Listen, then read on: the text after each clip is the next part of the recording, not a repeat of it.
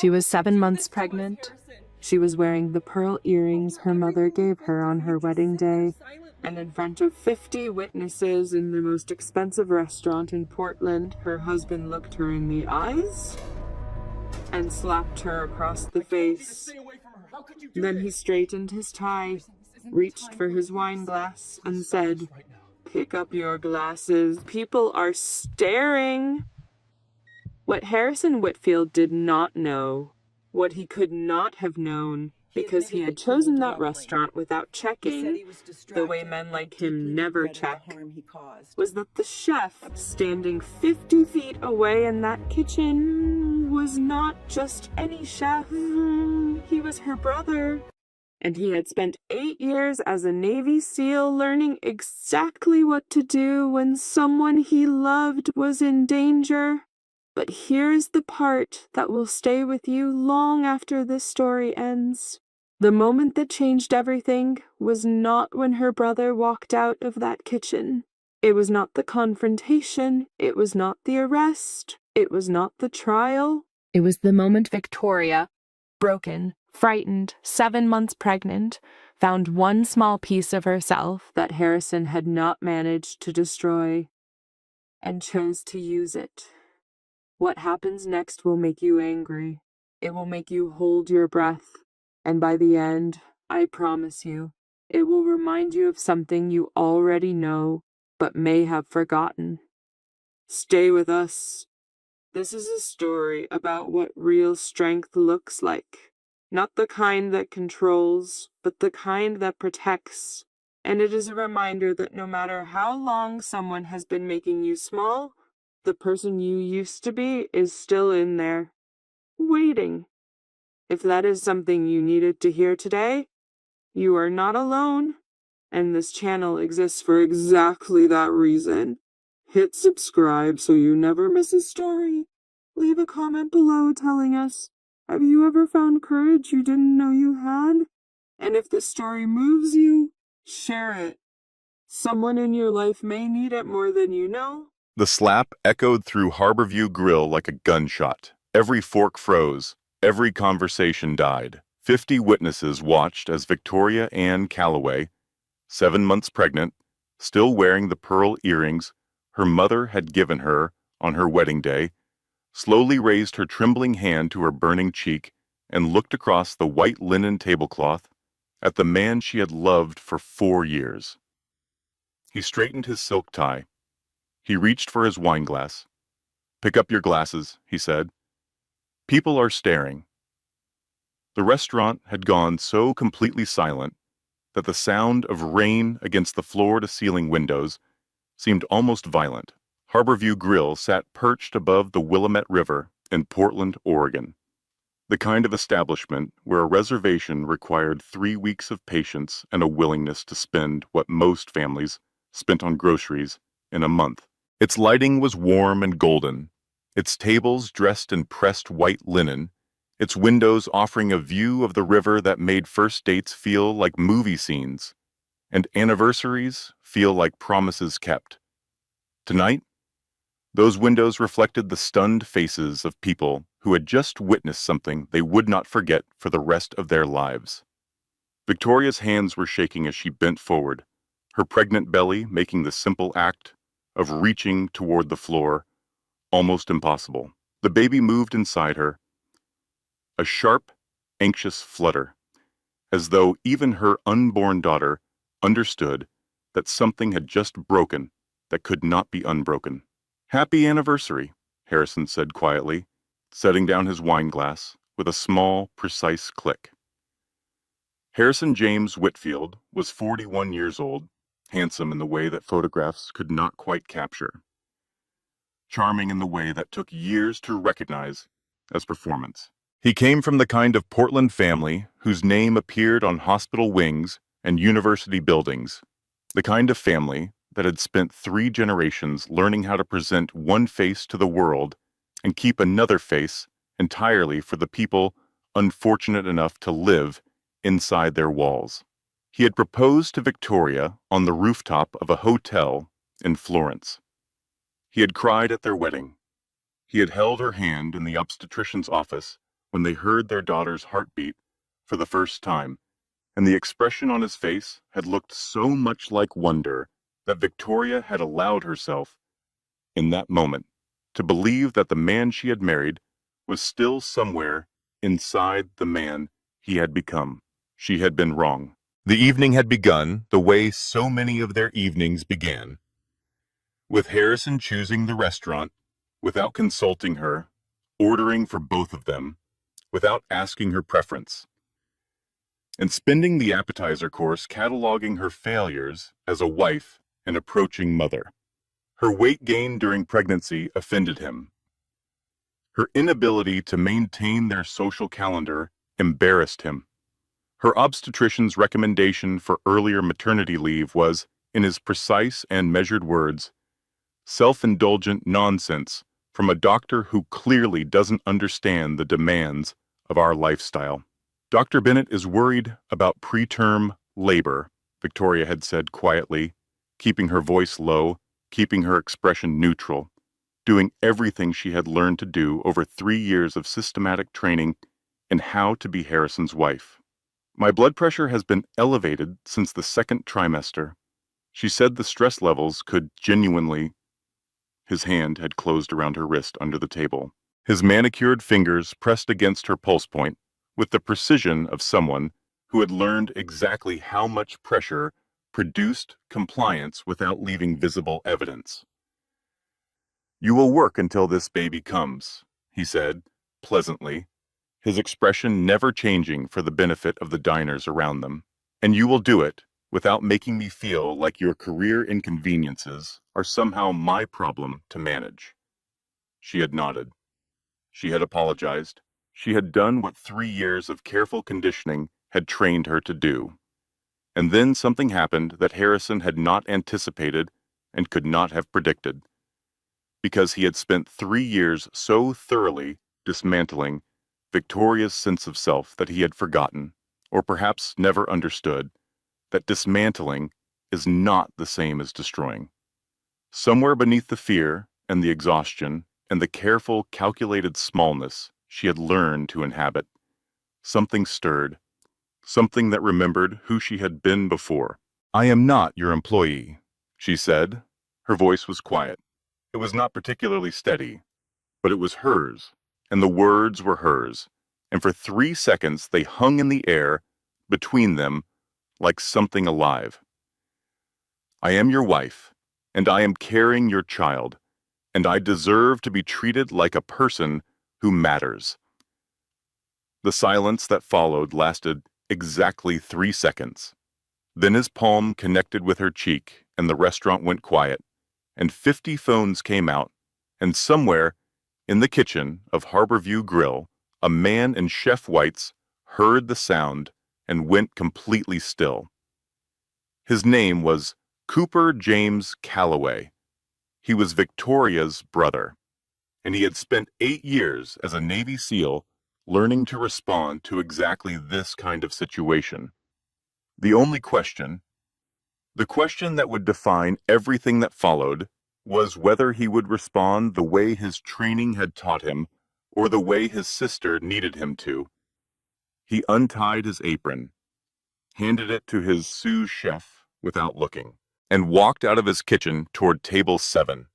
Victoria had managed to retrieve her glasses from the floor with the help of a concerned waiter who had appeared beside her with the quiet efficiency of someone who understood that bearing witness was sometimes the most important thing a person could do.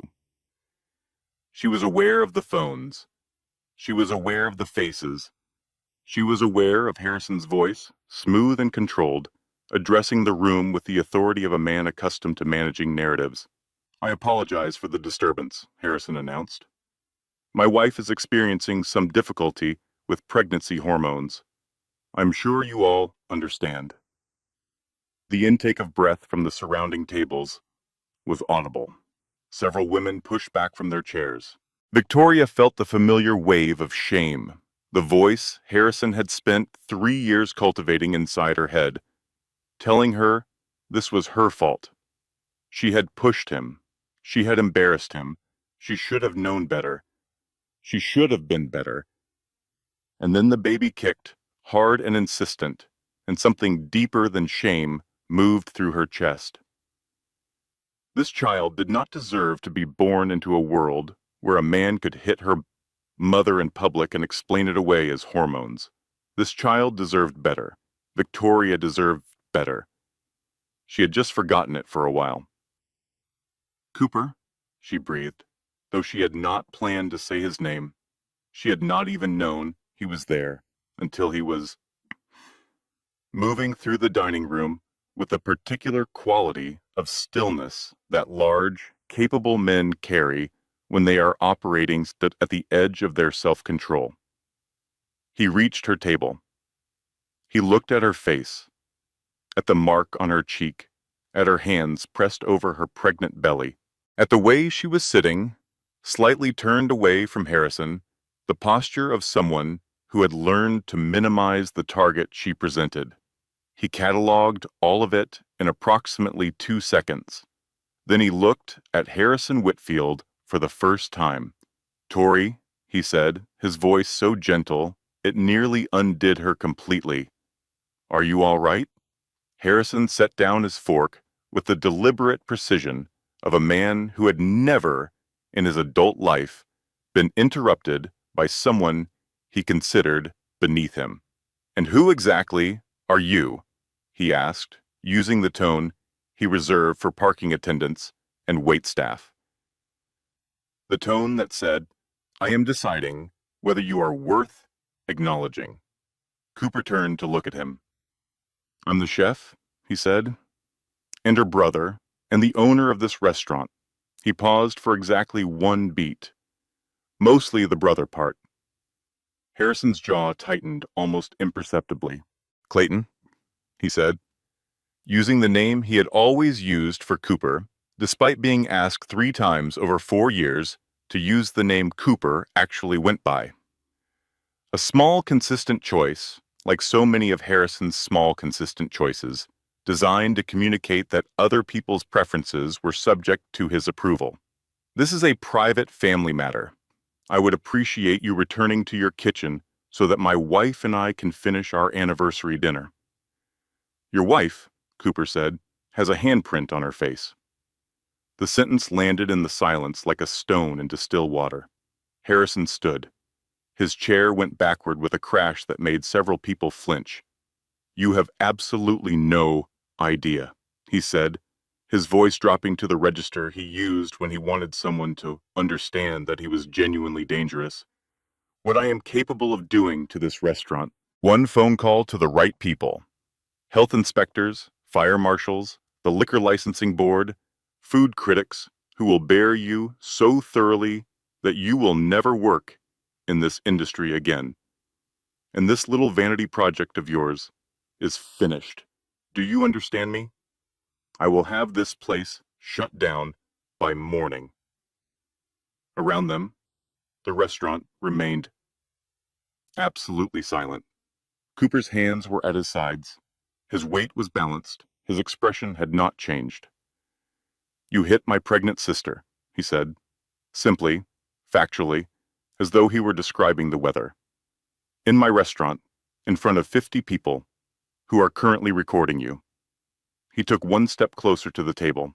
"I want to make sure you understand what has already happened here before we discuss anything else."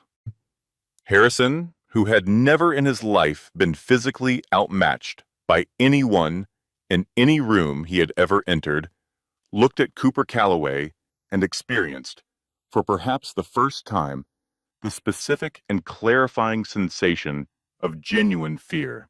He reached out and put both hands flat against Cooper's chest and shoved.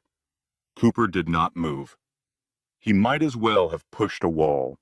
"Sir," Cooper said, looking down at Harrison's hands against his chest, then back up at Harrison's face, "you have just made the biggest mistake of your life." The police arrived 11 minutes later. In those 11 minutes, Cooper stood between Harrison and Victoria and did not raise his voice once. He did not threaten. He did not perform. He simply existed in that space with the complete and immovable certainty of someone who had made a decision and was entirely at peace with it. Harrison threatened 4 more times. His voice got louder. His face got redder. An elderly woman at the next table held up her phone and offered to play the footage back from the beginning. A young man 2 tables over mentioned his 60,000 social media followers and the fact that the video had been live for the past 8 minutes.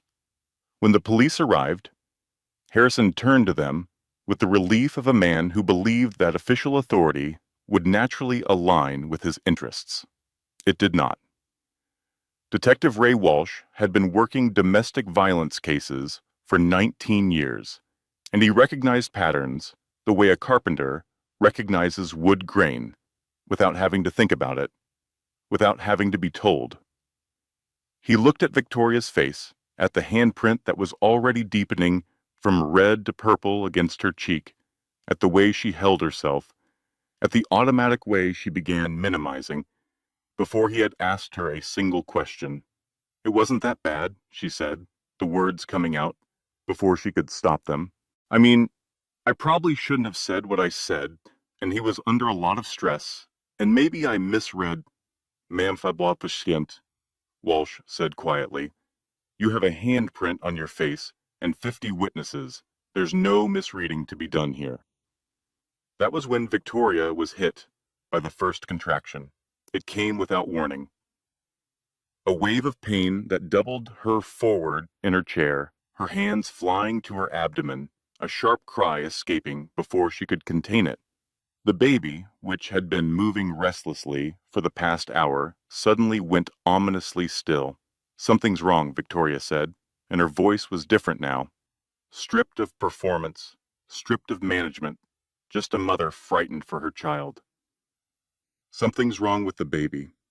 Cooper was beside her in an instant, his arm around her, his voice low and steady. "We're going to the hospital right now." "Travis?" he called without looking up, and his sous chef appeared from somewhere with the efficiency of a man who had been waiting for a signal. "Take care of everything here. Send copies of all security footage to Detective Walsh. Everything from 6 o'clock forward." Harrison stepped forward. "She is my wife. Any medical decisions are going to be made by her doctors," Cooper said, lifting Victoria with the easy strength of someone who had carried wounded men across hostile terrain and found this, carrying his sister to safety, to be the most important thing he had ever done with that strength. "Stay away from the hospital, Harrison. There's a restraining order coming, and you do not want to be there when it arrives." They were through the door before Harrison could respond. Behind them, 50 people lowered their phones. The videos were already everywhere. The drive to Coastal Regional Medical Center took 6 minutes. Dorothy Calloway, 61, retired emergency room nurse, the kind of mother who answered the phone on the first ring at any hour, arrived in the hospital waiting room 22 minutes after Marin called her, still wearing her reading glasses and carrying the novel she had been reading when the phone rang, as though she had simply stepped out of an ordinary evening and into this one. She found Cooper in the hallway outside the labor and delivery unit, his back against the wall, his chef whites still on, his hands loose at his sides in the deliberate way of someone managing their own adrenaline with conscious effort. "How bad?" Dorothy asked. "Contractions are 5 minutes apart. The baby's heart rate was irregular in the car, but it stabilized a little when we arrived. Dr. Bennett is with her." He looked at his mother. "She said it wasn't that bad, Mom." Her first words to the detective. "She said she probably shouldn't have said what she said." Dorothy closed her eyes briefly. "How long has this been going on?" Cooper was quiet for a moment. "I don't know yet," he said. "I think longer than tonight." Dorothy nodded once, the way she had always nodded when she received information that required action rather than emotion. "Then we need to find out everything," she said, "and we need to make sure it never happens again." The hospital room was quiet when they were allowed in. Victoria lay propped against the pillows, connected to monitors that tracked two heartbeats, hers and her daughter's, with the steady electronic patience of machines that did not understand urgency but measured it perfectly. The contractions had slowed with medication, Doctor. Sandra Bennett, calm and precise and clearly furious in the way that excellent doctors are furious when preventable harm presents itself in their examining rooms, had said they had a reasonable chance of keeping the pregnancy stable if Victoria rested and avoided. Her word was avoided, but her tone was eliminated. Sources of stress. Victoria looked at her mother and her brother standing in the doorway of her hospital room, and something that had been very carefully held together for a very long time came apart. I kept thinking, she said, her voice barely above a whisper, that if I could just figure out what I was doing wrong, I could fix it. Dorothy sat on the edge of the bed and took both her daughter's hands. Honey, she said, I need you to tell me everything from the beginning. And Victoria did. The abuse had not started with fists. It had started with a comment about overcooked pasta during their first month of marriage, delivered not with anger, but with the patient tone of someone correcting a child. Then a suggestion that her dress was inappropriate for his colleague's dinner party. Then a hand on her wrist at a restaurant in San Francisco, their first anniversary, because she had laughed too loudly at something his business partner said. You embarrassed me, Harrison had said in the car home, his voice perfectly calm. When we are in public, you represent me. I need you to understand that. She had apologized. That was her first mistake. And Harrison had understood immediately.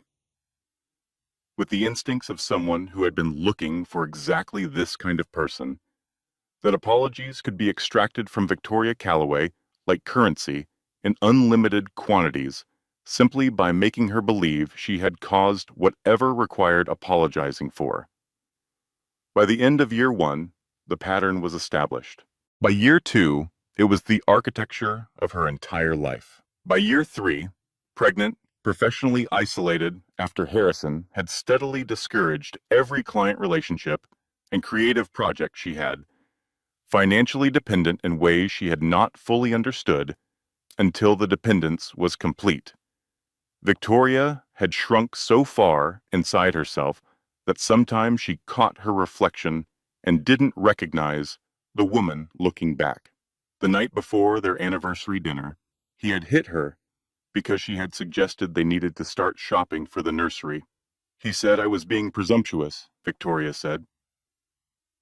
Spending his money without permission. Cooper had not moved from the doorway. He was very still in the way that preceded either violence or perfect control, and Victoria, who knew her brother better than anyone alive, understood that he was making a choice between those two options in real time. Clay, she said, using the name only she used for him. He looked at her. Promise me something? What? Whatever you do about this, promise me you won't become someone I'd be ashamed of. The silence that followed was the most important silence in the room. I promise, Cooper said finally. And the way he said it, quiet, certain, without hesitation, told Victoria everything she needed to know about what came next. 3 days after the incident at Harborview Grill, the videos had been viewed 14 million times. Harrison Whitfield's publicist had gone silent. His company's social media accounts had been scrubbed of all personal content. 3 of his major business partners had released carefully worded statements expressing concern for all parties involved. The kind of language that meant we are calculating how far from this man we need to stand before the blast radius stops. Victoria was on strict bed rest in a private room on the 3rd floor of Coastal Regional, her blood pressure still elevated, her daughter's heartbeat monitored around the clock, her visitors limited to family and her attorney, a sharp-eyed woman named Kate Marsh, who specialized in domestic violence cases, and had accepted Victoria's case within 45 minutes of being called. It should have felt like a turning point. It felt like the eye of a storm. Cooper was at the restaurant at 7 in the morning when Travis brought him the news. He had been at the restaurant since 5, unable to sleep, moving through the familiar rhythms of prep work the way other people paced, needing to do something with his hands while his mind worked through what came next. Travis set a folder on the stainless steel prep counter without saying anything. Cooper opened it. The first document was a motion filed in Multnomah County Family Court the previous evening by the law firm of Whitfield, Garrett, and Associates, Harrison's older brother, Garrett's firm, which had handled every legal matter the Whitfield family had ever needed handled.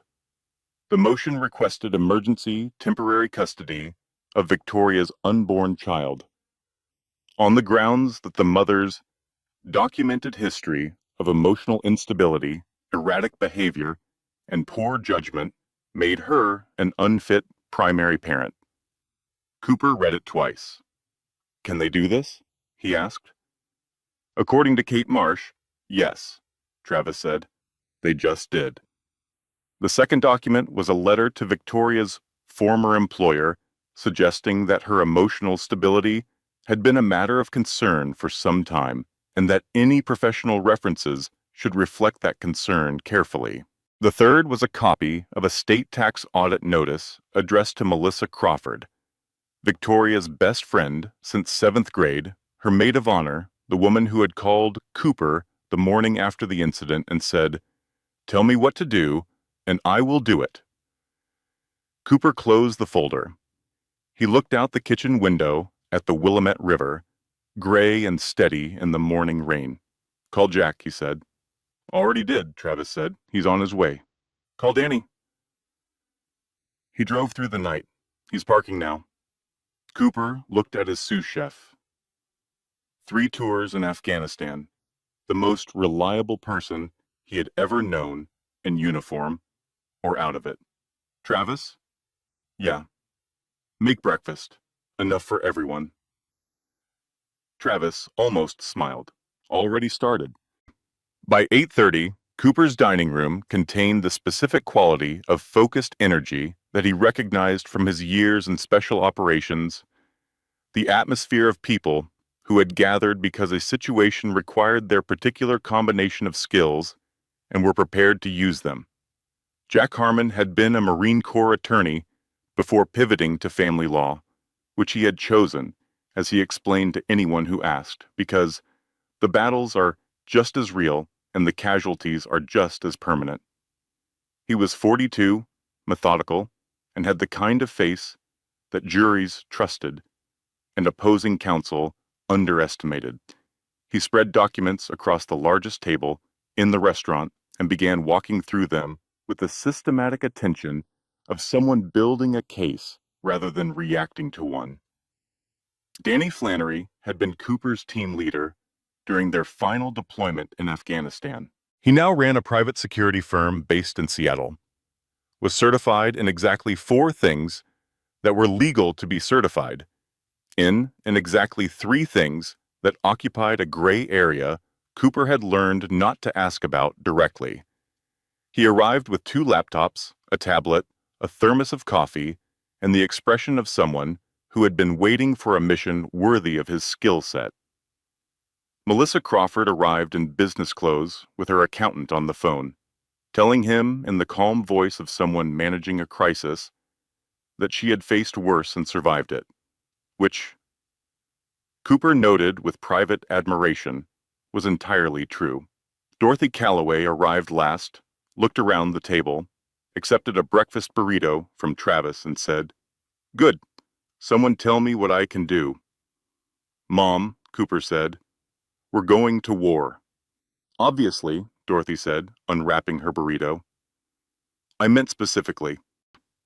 The laughter that moved through the table, brief, genuine, the specific kind of laughter that surfaces in serious situations because humans require occasional relief from their own intensity. was the first moment of lightness any of them had felt in 3 days. Then Jack set down his coffee and the laughter stopped. "The custody filing is the immediate threat," he said. "It's aggressive, and it's designed to accomplish two things: leverage Victoria into dropping the criminal charges in exchange for Harrison withdrawing the motion, and damage her credibility before the criminal trial by establishing a public narrative about her mental and emotional instability." "Can they win the custody case?" Cooper asked. "Not on the merits. Victoria has no documented history of mental illness beyond standard prenatal anxiety, an exemplary professional record, strong family support, and the unborn child in question was placed at medical risk, specifically by the father's violent actions." Jack paused. "But winning on the merits requires getting to trial, and getting to trial requires surviving the process, which is going to be expensive, public, and designed to be as painful as possible for Victoria." "What about the criminal case?" "That's stronger. The evidence is overwhelming.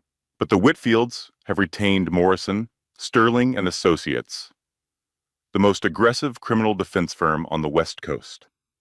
They will file every motion available, challenge every piece of evidence, and turn the trial into a referendum on Victoria's character and credibility." The table was quiet for a moment. "So what do we have?" Cooper asked.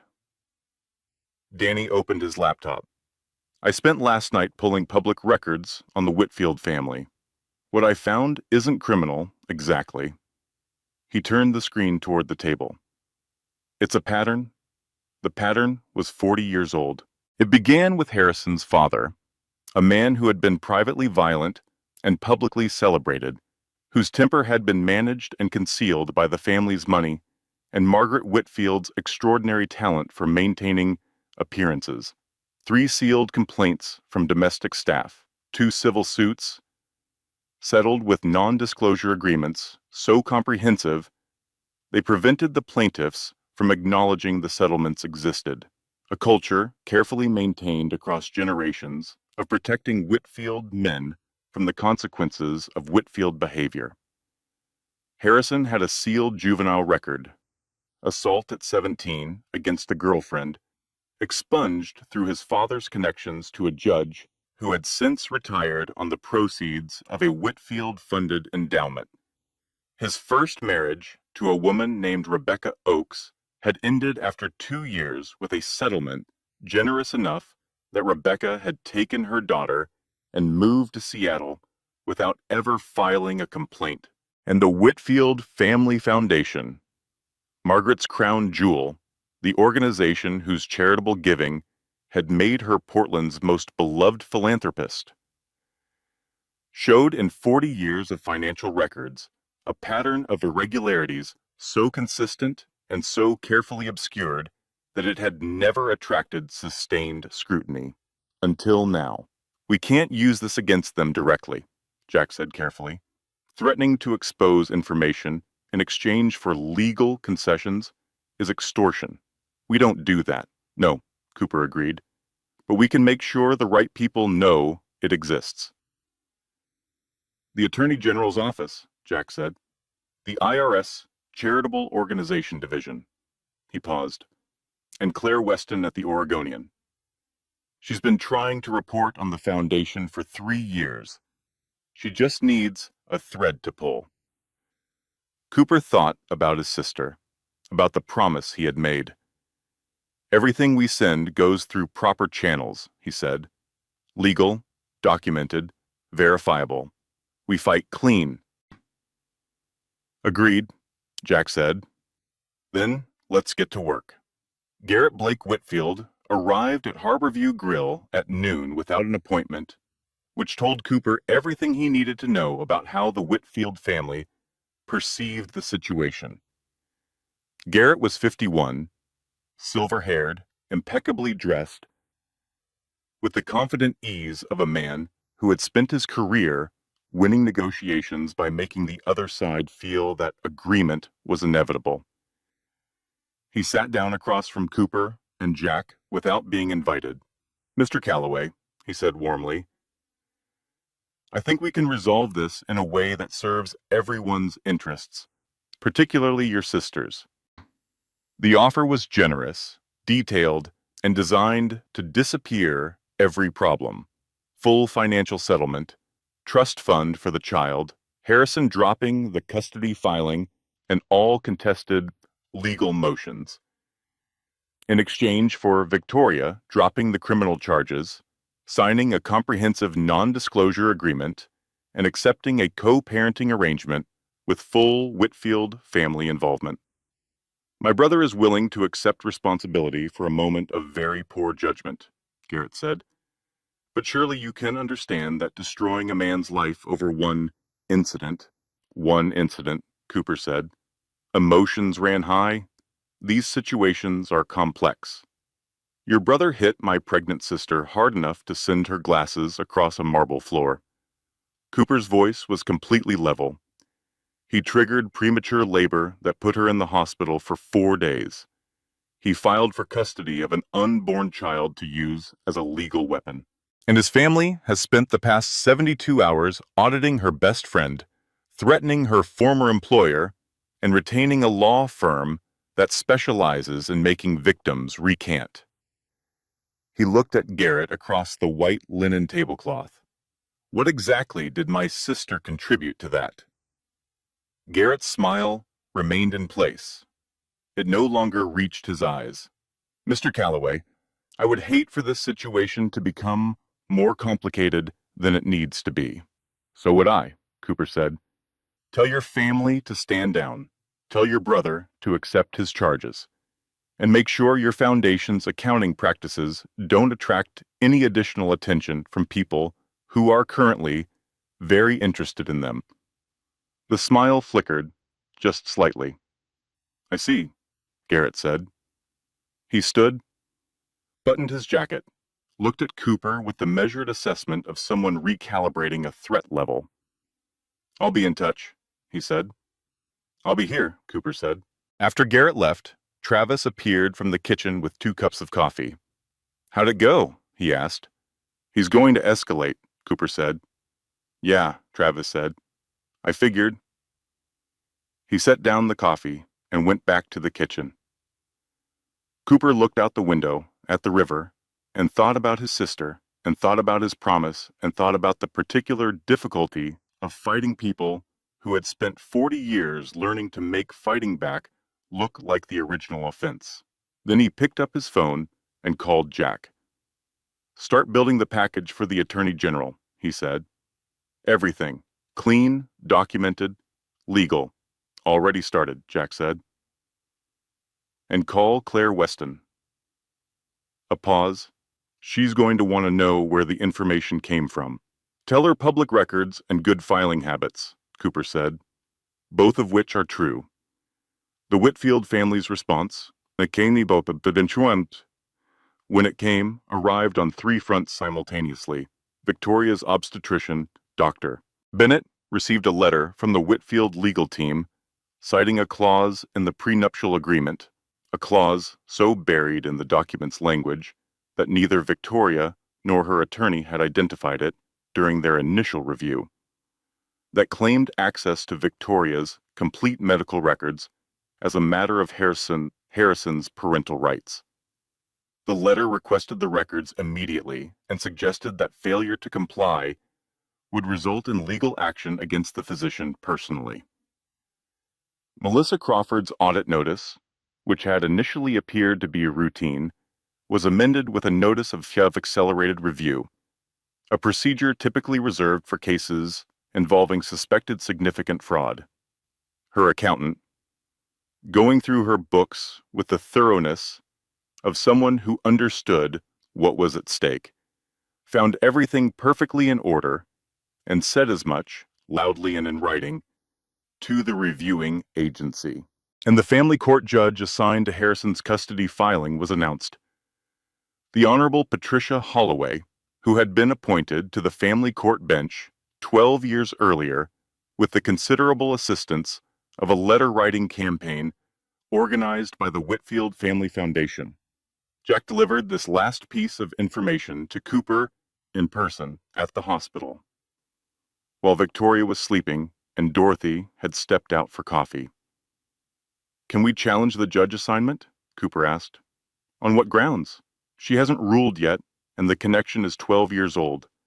We'd need documented evidence of bias in this specific case, not just a historical association." Jack was quiet for a moment. "Cooper, I need you to understand something about what we're facing. The Whitfields aren't just wealthy. They are embedded in the courts, in the regulatory agencies, in the charitable organizations that fund half the civic infrastructure of this city. They have been operating this way for 40 years. You don't dismantle 40 years of institutional protection in a week." "I know," Cooper said. "Victoria needs to understand what a full fight looks like. It will be public. It will be painful. They will say things about her in court that are designed to be humiliating. Her medical history, her professional choices, her relationship history, her family's finances, all of it becomes fair game." "I know," Cooper said again. "Does she?" Cooper looked through the window of his sister's hospital room at the woman sleeping in the bed, one hand resting on her pregnant belly, her face finally in sleep, free of the careful management she had been performing for 3 years. "She knows," he said. "She chose this." Jack nodded. "Then we fight." The day Victoria was discharged from the hospital, they moved her to a house that Danny Flannery had sourced through his network, a 3-bedroom craftsman in a quiet neighborhood in northeast Portland, 20 minutes from Cooper's restaurant, with a security system that made Danny describe it as adequate, given that we're not actually trying to protect against a military threat. "Which we're not," Cooper said. "Correct," Danny said. "Harrison Whitfield is not a military threat. He's a wealthy man with access to lawyers and private investigators and family connections. Completely different threat profile. More dangerous in some ways," Travis observed. Danny considered this. "Yeah," he said. "In some ways." Victoria stood in the kitchen of her new house on a Tuesday afternoon in November, looking at the window over the sink that faced a backyard containing 3 bare-branched apple trees, and said, "I keep waiting to feel like I'm running away." "You're not running away," Dorothy said from behind her. "You're establishing a safe perimeter." That's what Cooper said. "I taught him everything he knows." Victoria almost smiled. She turned from the window. "Mom, I need to ask you something honestly." "All right. Do you think I'm unstable? The way Harrison always said? The way his lawyers are going to say in court?" Dorothy looked at her daughter for a long moment.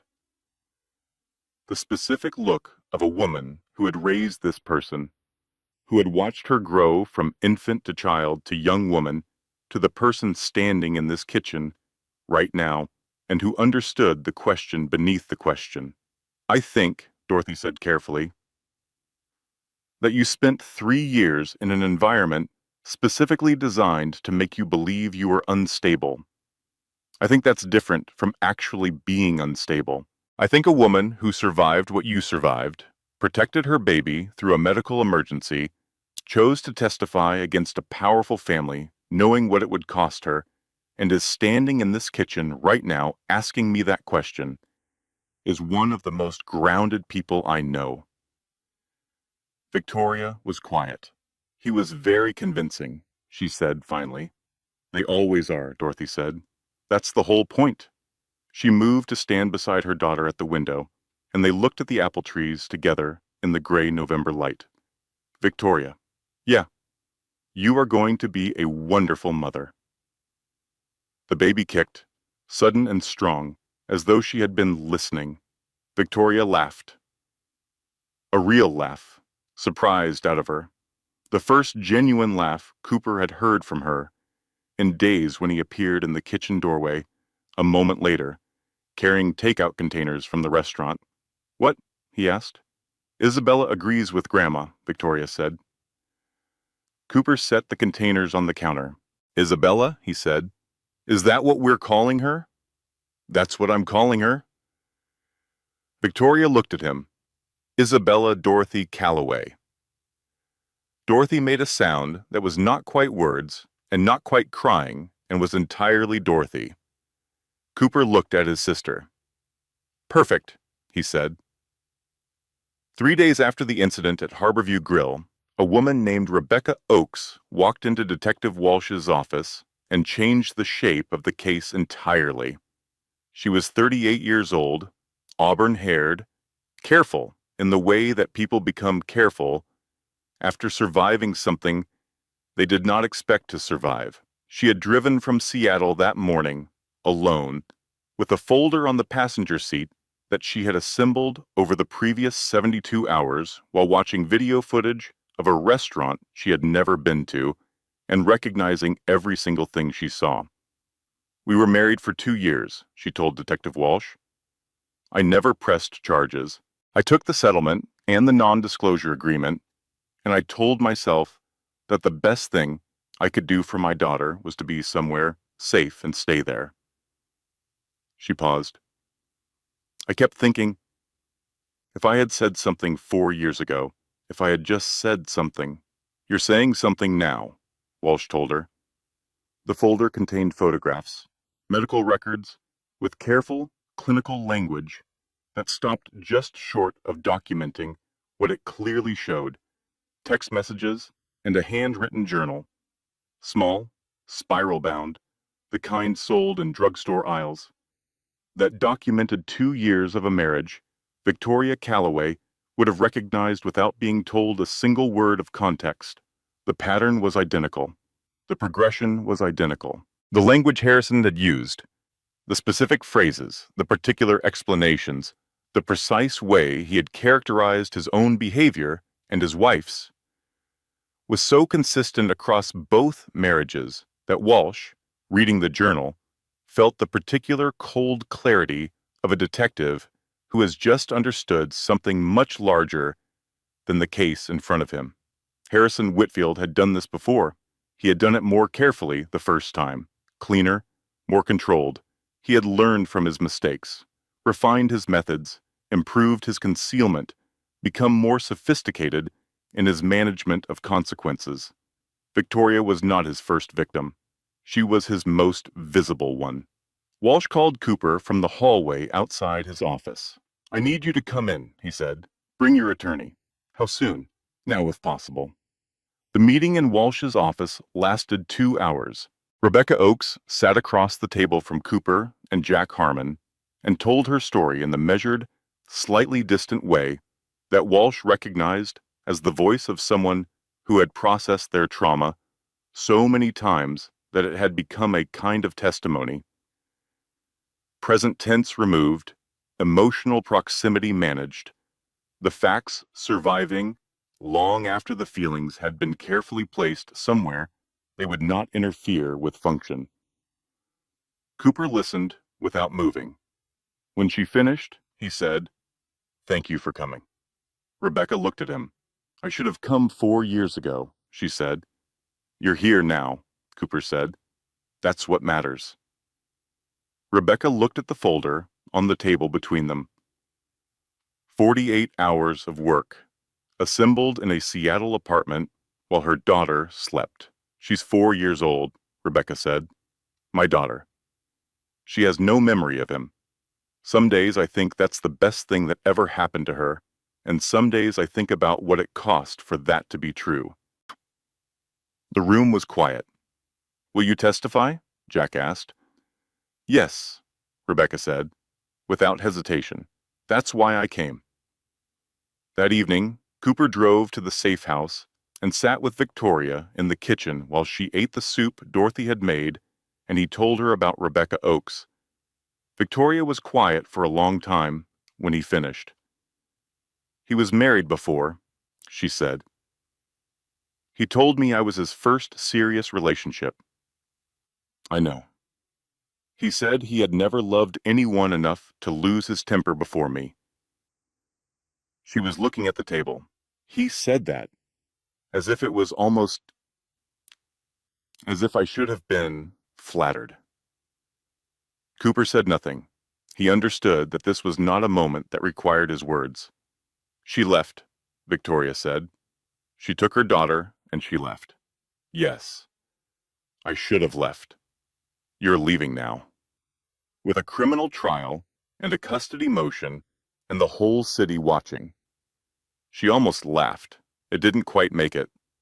Not exactly a clean exit.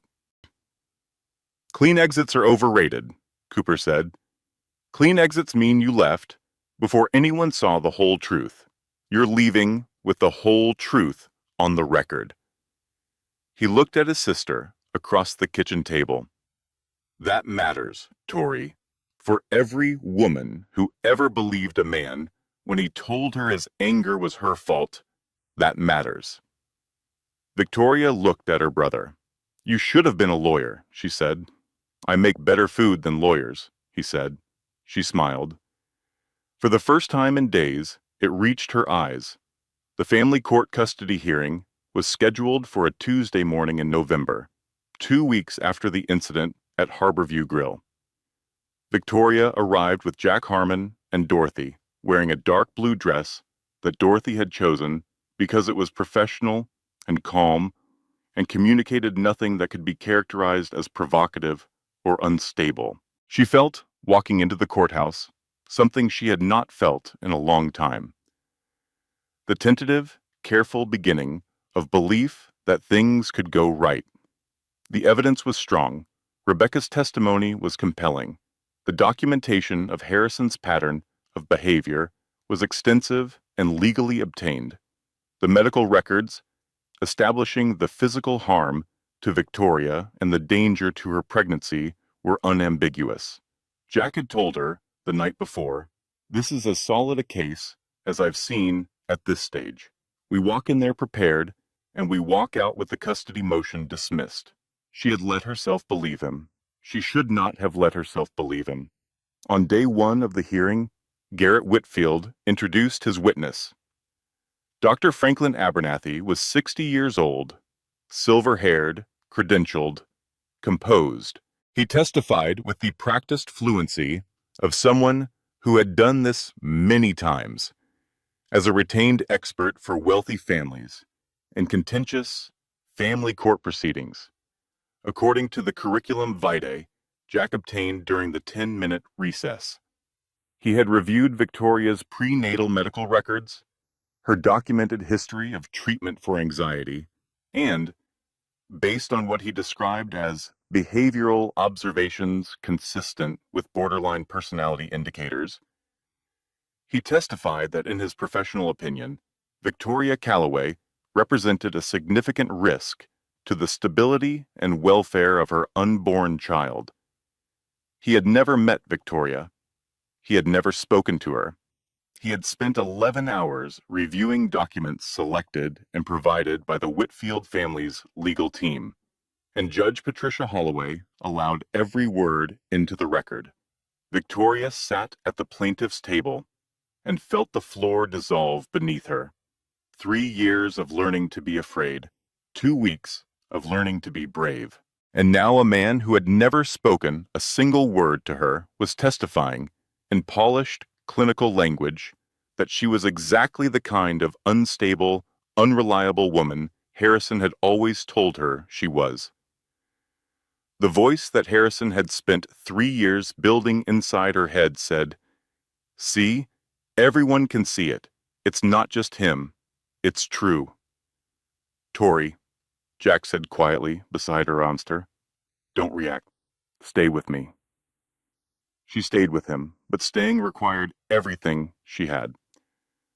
Outside the courthouse, afterward, in the parking garage, Victoria sat in the back seat of Dorothy's car and did not speak for a long time.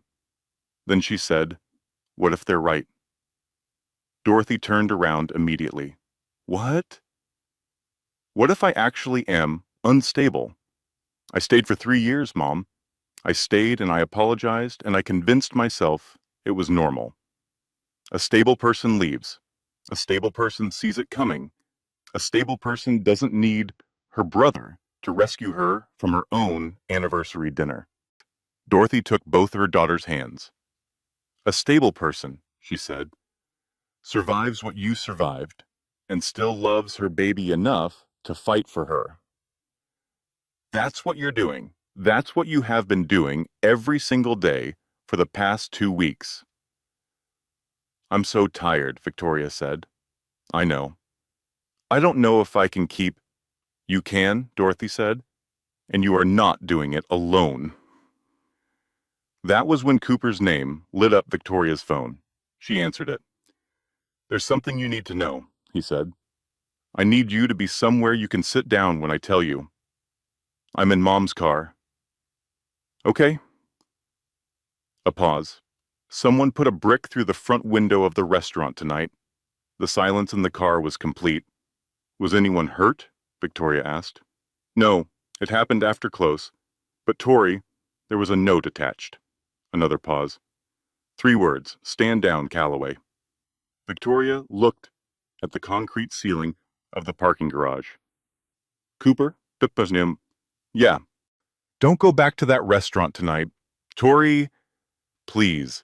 Her voice was steady. Promise me. The pause lasted long enough that she understood he was deciding something. I promise, he said. After she hung up, Dorothy sat quietly beside her for a moment. They're escalating, Dorothy said. Yes, Victoria said. Are you scared? Victoria thought about it honestly. Yes, she said, but I'm also angry, and I think the angry might be bigger than the scared now. Dorothy looked at her daughter. Good, she said quietly. Hold on to that. Margaret Ann Whitfield arrived at Dorothy Calloway's front door on a Thursday morning without warning, without legal representation, and without the armor of social performance that she had worn for 50 years. She was 72 years old. She wore no jewelry except a simple watch. She stood on the porch of Dorothy's house in the November rain and looked at the woman who answered the door with the expression of someone who has rehearsed a conversation many times and is not certain, standing at the threshold, that they have rehearsed it correctly. Mrs. Calloway, she said. Dorothy looked at her for a long moment. Mrs. Whitfield, may I come in? Dorothy stepped back from the door. Margaret sat at the kitchen table, the same table where 2 children had done homework and eaten meals and learned what it meant to be a family, and was silent for almost a full minute.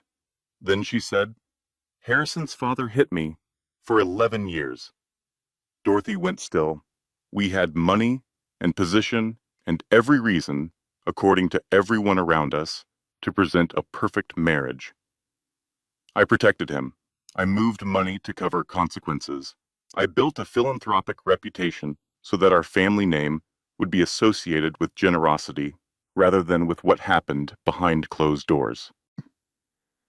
She looked up at Dorothy, and then I watched my son become his father, and I told myself it was different, that Harrison had pressures his father hadn't, that his marriage was complicated, that a difficult man needed patience and understanding from the people who loved him. A long pause. I told myself those things because the alternative was admitting that I had spent 40 years enabling violence and calling it protection. Dorothy sat down across from her. Why are you telling me this? Because your daughter deserves to win, Margaret said. And I have spent 40 years making sure people like her didn't. She reached into her coat and placed a sealed envelope on the table. I'd like to testify at my son's trial, she said, if your family will allow it. Dorothy looked at the envelope, at the woman across the table, at the rain against the kitchen window. That's not my decision to make, she said. That's Victoria's. I know. Margaret was quiet. Will you ask her? Yes, Dorothy said. I'll ask her. She stood and put the kettle on, because 40 years as an ER nurse had taught her that the body's needs do not pause for emotional weight, and because making tea was one of the few things she could think of to do with her hands in this particular moment. "Mrs. Whitfield," she said, with her back to the table. "Yes. Your foundation. The financial irregularities?" A pause. "Yes. Are you going to cooperate with the investigation?" "I've already called the Attorney General's office," Margaret said. "This morning, before I came here. My own attorney is not speaking to me at the moment." Dorothy almost smiled. She poured 2 cups of tea. She put one in front of Margaret Whitfield. "Then I suppose," she said, sitting back down, "we should figure out how to help each other." Victoria's response to Dorothy's call that evening was silence. Then, "She's willing to testify against her own son." "Yes?" More silence. "She knew," Victoria said. "She knew what he was. She enabled it for years." "Yes," Dorothy said. "She knows that. I'm angry at her." "You have every right to be. I'm also—" Victoria paused. "I'm also thinking about Isabella, about what it means to do the right thing when it costs you everything, about the kind of women I want my daughter to know exist in the world." A long breath. "Tell her yes. Tell her I'll hear her testimony." Dorothy relayed this. Margaret Whitfield received it in silence. Then, "Thank you." "Don't thank me," Dorothy said. "Thank her by telling the truth." "I intend to," Margaret said. She hung up. Dorothy sat in her kitchen for a moment with the phone in her hand and thought about the things that 40 years of protecting the wrong people cost, and the things that one honest conversation might begin to restore. Then she called Cooper. "You need to hear what just happened," she said. The criminal trial of Harrison James Whitfield began on a Monday morning in February, 3 months after the incident at Harborview Grill. By then, the Whitfield Foundation was under joint investigation by the Oregon Attorney General's Office and the IRS Charitable Organization Division. Claire Weston's story in the Oregonian had run on a Saturday. Front page above the fold, under the headline, "Whitfield Foundation Under Federal Scrutiny, 40 Years of Questions." It had been shared widely enough that by Monday morning, 2 of the 3 expert witnesses Garrett Whitfield's legal team had planned to call had quietly withdrawn. Dr. Abernathy, the retained psychiatrist, had not withdrawn, but had spent the weekend consulting his own attorney about the implications of his family court testimony. Judge Patricia Holloway had recused herself from the custody proceeding following a separate Oregonian story about judicial appointments and charitable giving. The custody motion, without its most sympathetic venue, had been refiled before a judge who read the case documents with the focused attention of someone who was not predisposed to any particular conclusion, and had dismissed it at the preliminary hearing as unsupported by admissible evidence. Victoria attended every day of the criminal trial. She sat in the gallery with Dorothy on her left and Melissa on her right, 7 months pregnant, becoming 8 months pregnant over the course of the proceedings, her hands resting on her belly, her face composed in the particular way that required effort and produced dignity. On day 1, Detective Walsh presented the evidence.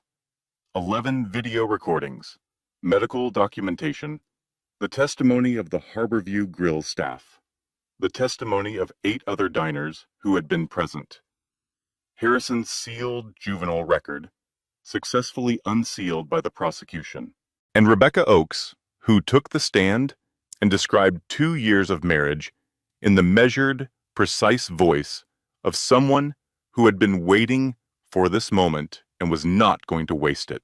The courtroom was very quiet while Rebecca testified.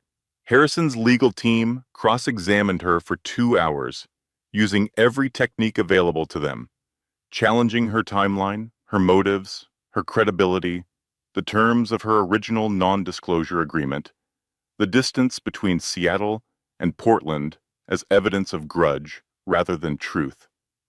Rebecca answered every question without flinching, without embellishing, without performing anything beyond the simple facts of what had happened to her.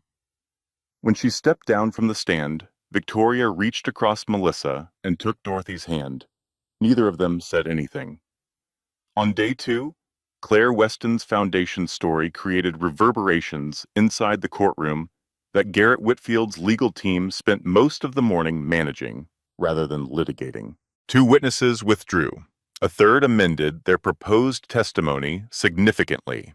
Dr. Abernathy, when he took the stand, answered questions about his retainer fee from the Whitfield family with the careful precision of someone who had been coached to be truthful in a specific, limited way, and was watched by 12 jurors with the kind of attention that suggested the careful precision was not going unnoticed.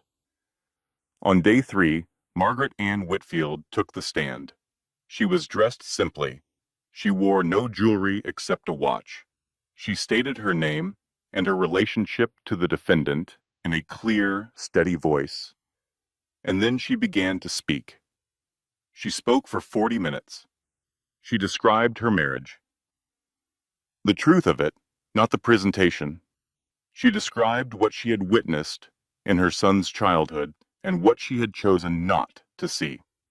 She described the pattern she had recognized in Harrison's first marriage and the explanation she had constructed to avoid acknowledging what the pattern meant. She described the moment she had seen the footage from Harborview Grill and understood, for the first time with full clarity, that every choice she had made in 40 years of protecting Whitfield men from Whitfield consequences had led directly to that restaurant, that table, that handprint on her daughter-in-law's face. I taught my son, she said, that powerful families protect their own at all costs. I am here today because I have finally understood the cost. The courtroom was completely silent. Victoria sat in the gallery with her hands on her belly and her eyes on the witness stand and felt something shift in her chest that was not dramatic and was not sudden. It was quiet and deep, the specific sensation of a weight that has been carried for so long that its removal is almost unfamiliar. She was not crazy. She was not unstable. She was not the cause of her own suffering. She was a woman who had been targeted by a man who had learned, in the most literal possible sense, from the best, and who had survived long enough to sit in this room and watch the truth be told. Cooper, sitting 2 rows behind her, watched his sister's face in the moment the verdict came back. Guilty on all counts: domestic violence, assault, criminal threatening, violation of restraining order, criminal harassment. He watched the moment she understood it was real. He watched the moment she let herself believe it. And he thought that, right there, is the only thing I ever needed to see. The sentencing took place 3 weeks later. Harrison James Whitfield received 24 months in state prison, 5 years of supervised probation, and mandatory participation in a certified domestic violence intervention program. Garrett Whitfield told reporters outside the courthouse that the family intended to appeal. The appeal went nowhere. Outside the courthouse, on the steps, in the cold February air, with the Willamette River visible 2 blocks away, and the city moving around them with the ordinary indifference of a city that does not stop for individual reckonings, Victoria stood with Cooper and Dorothy and Melissa and Rebecca Oakes and said nothing for a long moment. Then she said, "Travis is stress cooking again, isn't he?" "He's been stress cooking for 3 months," Cooper said. "The restaurant has never been better. I'm genuinely concerned about what will happen to the menu when things calm down." Rebecca Oakes, who had met Travis exactly once at a gathering after the second day of trial and had described him afterward to Dorothy as the most competent human being I have ever encountered, laughed. Melissa laughed. Dorothy laughed. And Victoria, standing on the courthouse steps, 8 months pregnant with her daughter, the cold air on her face, and her family around her, and the truth on the public record for the first time in 3 years, laughed too. Full and genuine, and entirely hers. 6 weeks after the verdict, at 6:47 in the morning, Victoria Ann Calloway delivered a daughter at Coastal Regional Medical Center. 7 pounds, 1 ounce, dark hair, eyes that couldn't decide between blue and gray. A voice that the delivery nurses agreed suggested she would never have any difficulty making herself heard. Isabella Dorothy Calloway arrived in a world her mother had fought to make safer for her. Dorothy was in the room. Cooper was in the hallway until the moment Dr. Bennett appeared in the doorway and said, "She's asking for you." And then he was in the room, and the first thing he saw was his sister's face. Not the managed, careful face he had watched her maintain for months, but the unguarded face of someone who had just experienced the largest thing that had ever happened to them, and was still catching up to the fact that it was real. And in her arms, wrapped in a hospital blanket, printed with small yellow ducks, was Isabella. Cooper stood at the bedside and looked at his niece for a long time without speaking. Isabella looked back at him with the unfocused but apparently genuine attention of a person who had been in the world for approximately 40 minutes and was already forming opinions about it. "Hi," he said quietly. "I'm your Uncle Cooper. I'm going to teach you a lot of things when you're older. Most of them your mom will probably veto." Isabella blinked. "Fair," he said. Dorothy was crying in the corner in the specific way of a woman who had decided that this moment was one of the acceptable ones for crying and was not going to apologize for it. Melissa, who had arrived at the hospital at 4 in the morning and fallen asleep in a waiting room chair, appeared in the doorway with terrible coffee and the expression of someone who had also been crying but was pretending she hadn't. Dr. Bennett filled out discharge paperwork with the brisk satisfaction of someone whose patient had survived something that patients did not always survive and had come out the other side with a healthy child and a future that looked nothing like what it might have looked like 6 months ago. "Mrs. Morrison," she said, using the name Victoria had reclaimed. Her mother's maiden name, Morrison, chosen for reasons that had nothing to do with erasure and everything to do with continuation. "I want you to know that what you did took real courage. Too many women in your situation never make it to a room like this. I had help," Victoria said. "You chose to use it," Dr. Bennett said. "That was you." Later, when the room had quieted and Dorothy had gone for real coffee and Melissa had gone home to sleep, Cooper sat in the chair beside Victoria's bed, and they were alone in the way that siblings are alone, in the comfortable silence of shared history that does not require filling. "I keep waiting to feel like I won something," Victoria said. "Don't you?" "I feel like I survived something. That's different from winning." Cooper thought about this.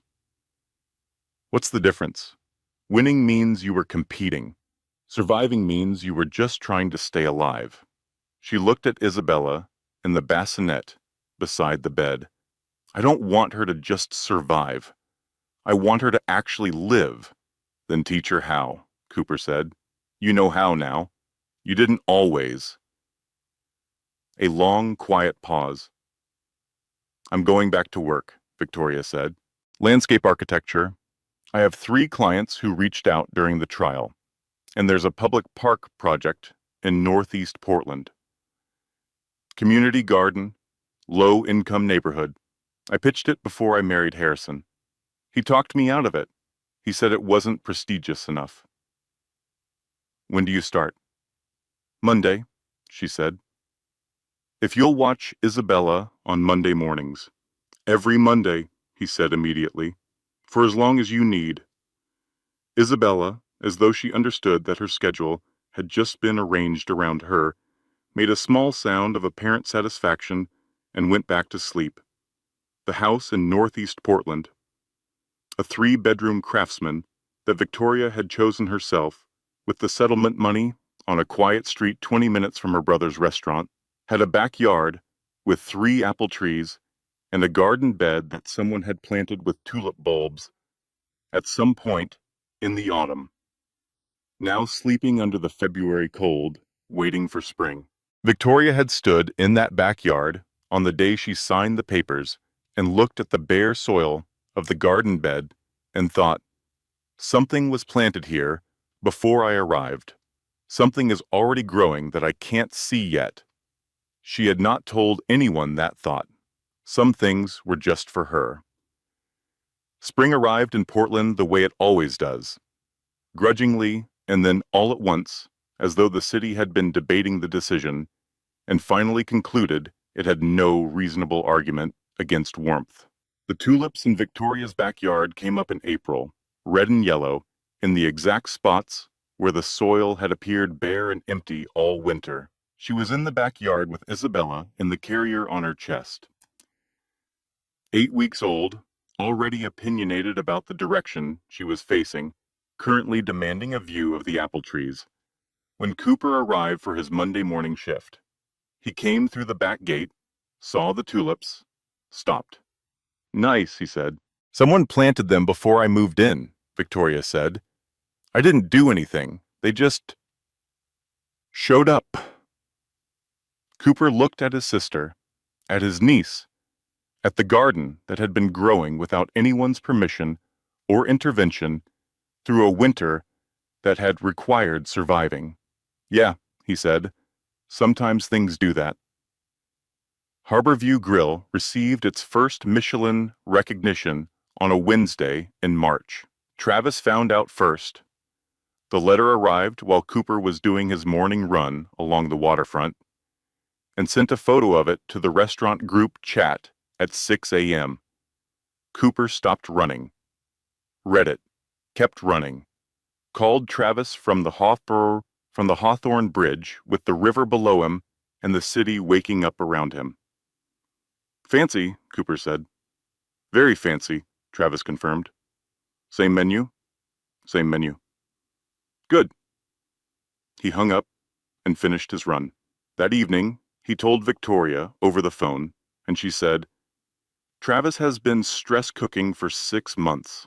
Did anyone think this wasn't going to happen? No, Cooper said honestly. Congratulations, she said. Give him a raise. Already did. Give him a bigger raise. I'm considering it. In the background, Isabella made the specific sound she made when she was considering expressing an opinion and had not yet committed to a volume level. Cooper had learned, over 8 weeks of Monday mornings, to distinguish between Isabella's sounds the way he had once learned to distinguish between intelligence reports, by urgency, specificity, and the likely escalation pattern. She's going to say something, he told Victoria. She always does, Victoria said, and he could hear the smile in it. Rebecca Oakes drove down from Seattle on a Saturday in April with her daughter, 4 years old, red-haired, catastrophically energetic, and had lunch at Harborview Grill, where Travis made her the clam chowder, and she sat at a table by the window and looked at the river. Afterward, she left a note with her check. Travis read it, folded it carefully, put it in his pocket. He didn't tell anyone what it said. Some things were just his. Margaret Whitfield cooperated fully with the Attorney General's investigation into the foundation. The financial restructuring that followed was significant and public and cost her the role she had built over 40 years. Several longtime colleagues and friends stopped returning her calls. She sent Victoria a card when Isabella was born. It said, I hope she has your courage. Victoria kept the card. She didn't frame it. She didn't throw it away. She put it in the drawer of the nightstand by her bed, in the company of the pearl earrings she had worn to the anniversary dinner, which she had kept, not as a reminder of that night, but as a reminder of the woman she had been before that night, the woman who had worn them because her mother had given them to her and she had loved them. That woman still existed. She had just been buried under 3 years of someone else's definition of who she was. She was, steadily and deliberately, digging her way back. The public park in northeast Portland broke ground on a Tuesday in April. Victoria stood at the edge of the site in her work boots with blueprints under her arm and Isabella in the carrier on her chest. The babysitter had canceled, and she had decided, in approximately the 30 seconds it took to process that information, that her daughter was going to learn what her mother did for a living starting immediately. Melissa stood beside her with sunglasses and coffee.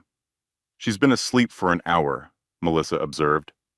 "She's learning by osmosis," Victoria said. "She's learning that outdoor meetings are long. She's learning that her mother builds things." Melissa looked at the site. The cleared ground, the staked-out beds, the design that existed right now, only in Victoria's blueprints, but would, by next summer, be a place where children played and families gathered, and the neighborhood had something beautiful that belonged to everyone. "It's going to be beautiful," Melissa said. "Yes," Victoria said. "It is."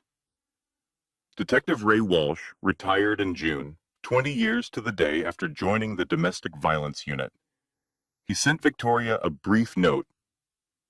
Professional, understated, the way he was in everything, that said he had followed the case to its conclusion and was glad of the outcome, and that in 20 years he had seen too few of them. Victoria wrote back. She thanked him for coming to the restaurant that night, for not accepting the minimizing, for telling her there was no misreading to be done. She wrote, "Sometimes the most important thing a person can do is refuse to pretend that what they are seeing is not what they are seeing. You did that. It mattered more than you know." Harrison Whitfield served his sentence. Victoria did not follow the news about it. She had made a decision, in the weeks after the trial, to spend her energy on what she was building rather than on what she had survived. It was not a perfect decision.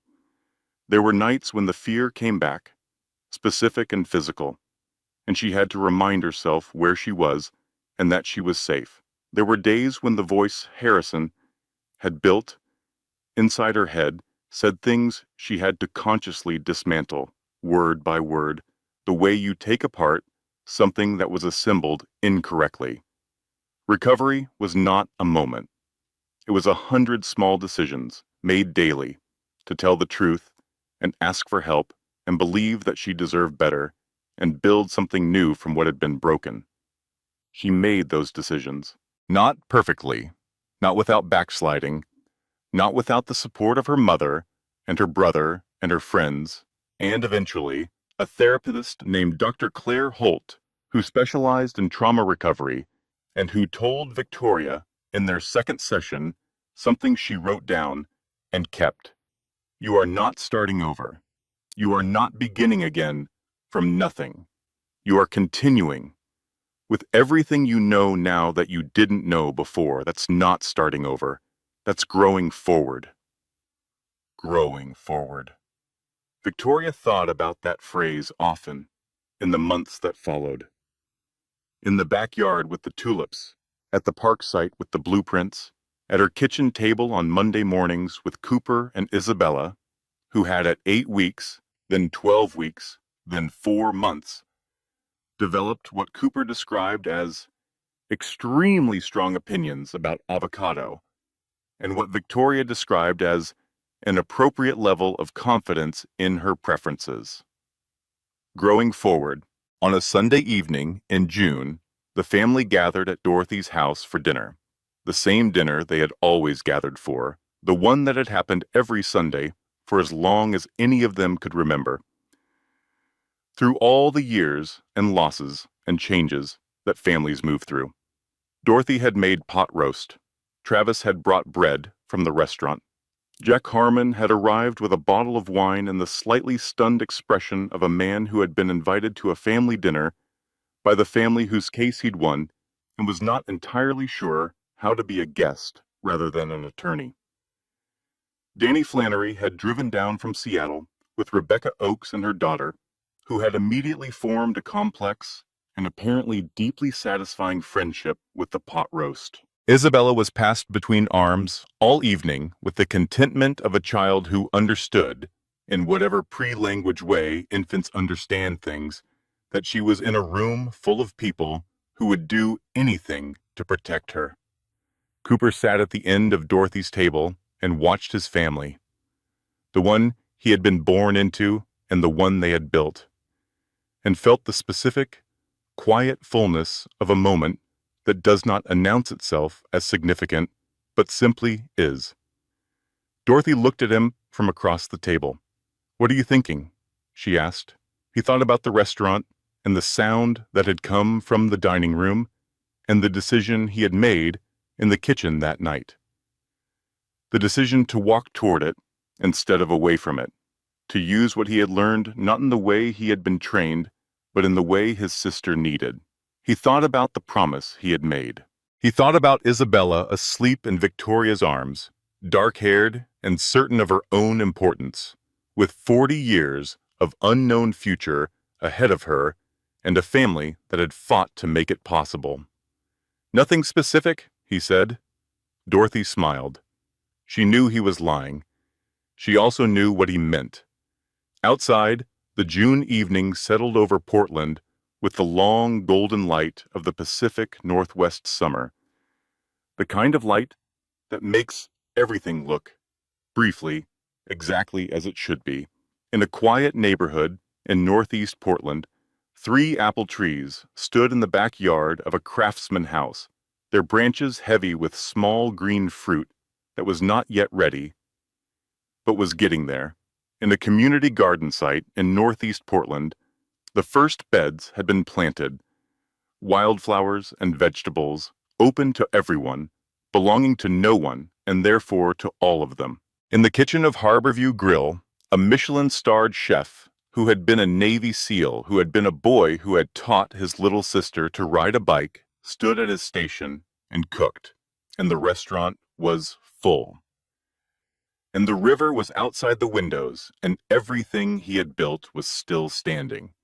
And in a dining room in northeast Portland, 3 generations of the Calloway family sat around a Sunday dinner table, and the conversation moved the way family conversation moves, from the important to the trivial and back again, without announcement or agenda.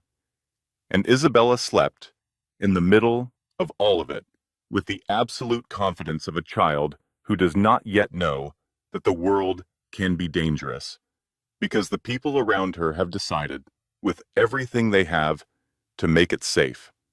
She would learn, eventually. That was the nature of growing up. But she would also learn, because she would be shown over and over in the accumulated evidence of her whole life that there were people who used their strength to protect instead of harm, that love was supposed to feel like safety, that the truth, even when it was difficult and costly and required more courage than seemed available, was always worth telling. She would learn these things because her mother had learned them first, and her mother had learned them the hard way, the only way some lessons come. But she had learned them, and she had kept them, and she would give them to her daughter like the tulips in the backyard, planted in hard ground, in the dark, and coming up in spring without any permission required. Just growing, just forward, just finally, beautifully, entirely free. If this story moved you, please share it with someone who needs to hear it. Subscribe for new stories every week. Stories about strength, survival, and the families who hold each other together when everything else falls apart. And if you or someone you know is experiencing domestic violence, the National Domestic Violence Hotline is available 24 hours a day at 1-800-799-7233. You are never as alone as it feels. The content you just experienced was carefully researched, written, and edited by our team, built by hand with intention to bring you stories that mean something.